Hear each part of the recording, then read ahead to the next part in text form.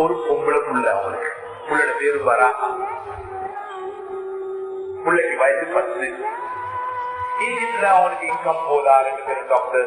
சவுதியில அவனுக்கு ஆப்பரேட் கிடைச்சி 2 பேரும் போனாங்க. 2 பேரும் ஹாஸ்பிட்டல் ஒர்க் பண்றாங்க.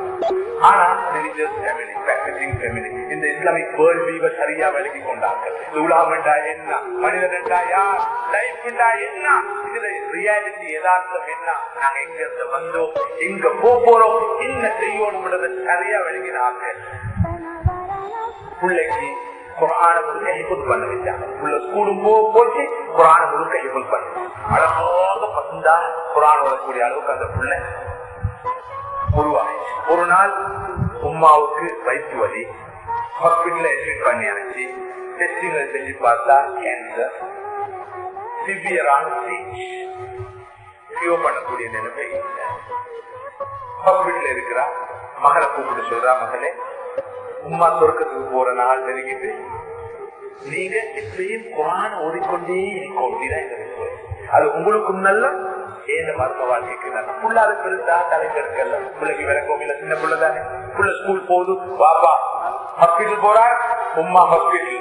இப்படி இருந்து கொண்டிருக்க நேரம் உமாக்கு சீரியஸா வருத்தம் சீரியஸாக ஹாஸ்பிட்டலுக்கு ஒரு டெலிபோன் கால் வாப்பாக்கு வந்து, வைஃபுக்கு சீரியஸ், உடனடியா ஹாஸ்பிட்டலுக்கு வாங்க. இவர் ஸ்கூலுக்கு போய் மகளையும் கார்ல ஏற்றுக்கொண்டு உமாவை பார்க்க போறார். இடையில காப்பாற்ற கார நிப்பாட்டி போட்டு யோசிக்கிறார், இப்ப இந்த பொம்பளை ஒன்று மவுத்தா இருப்பா அல்லது இந்த கட்டத்துல இந்த மகள் போய் பார்த்தா பிள்ளைக்கு மனசுக்கு சரியான பாதிப்பாய்க்கும். அதனால உள்ள கொஞ்ச நேரம் காலில் இருக்கட்டும், நான் போய் பார்த்துட்டு நிலைமையை பார்த்துட்டு வந்து பிள்ளைய கூட்டிட்டு போகும் டிசைன் பண்ணி மகளுக்கு சொல்றா, மகளே நீங்க காருக்கு ஏறீங்க, நான் உமாவை பார்த்துட்டு வந்து உங்களை கூட்டிட்டு போறேன் சொல்லிட்டு இறங்குறாரு. டாக்டர் ரோட்ட கிராஸ் பண்றாரு, ஸ்பீடா வந்து ஒரு கார் அவரை மோதுது. அந்த இடத்திலே அவர் துடிச்சு மௌத்தாதாரு. அந்த புள்ள பார்த்து கொண்டிருக்கிறார். அந்த உம்மட மௌத்த பார்க்கப்படாது என்று விரும்பினார் வாப்பா. புள்ள வாப்பட மௌத்த பார்க்கிறது. புள்ளட நிலைமை அக்கம் பக்கத்தில் உள்ளவங்க புள்ளைய கொண்டு போய் வீட்டுல சேர்க்கிறாங்க. 5 நாள் போகல வாப்பா மௌத்து வாழ்க்கையில நல்ல நிலையாடியோன்னு சொல்லி 2 பேரும் மெடிசின் படிச்சு 2 பேரும் மெடிக்கல் டாக்டர்ஸ் ஆகி ஒரு பிள்ளைய பெற்று சவுதிக்கு வந்து ஏர்ன் பண்ணி கொண்டிருக்கிறாங்க. 2 பேரும் லைஃப் திடீர்னு சொல்லி டிராமா இடையில புள்ள மட்டும் கவச்சு கொண்டு புள்ளோட வேலைக்கு குர்ஆன் ஓதுறது மட்டும் என்ன நம்பியா நம்பும். அந்த வேலை நான் ஒரு முறைக்கு 2 முறை கம்ப்ளீட்டா வெரிஃபை பண்ணினேன். அடுத்த கட்டமாக இந்த பிள்ளை ஈஜிப்டுக்கு அனுப்புவதற்கு ஏற்பாடு செய்யறாங்க.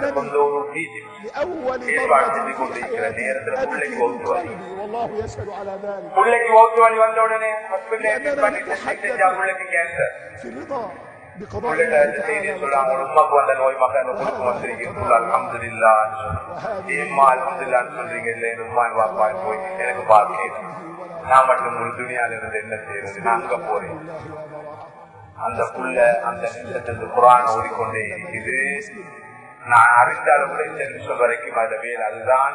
சவுதி கவர்மெண்ட்டுக்கு இந்த புள்ளோட விஷயம் கூட அறிவிக்கப்பட்டு இப்ப அந்த பிள்ளைய ட்ரீட்மெண்ட்டுக்காக யூகேக்கு கொண்டு போய்க்கிறாங்க. யூகேல பிள்ளைக்கு ஒரு ஹாஸ்பிட்டல் இருக்கு.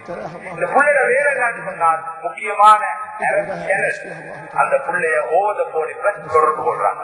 தொடர்பு கொண்ட நேரம் அந்த பிள்ளைக்கு வேலை அதனுடைய அற்புதமான குரல்ல குர்ஆனை ஓதி காட்டிக்கிறது.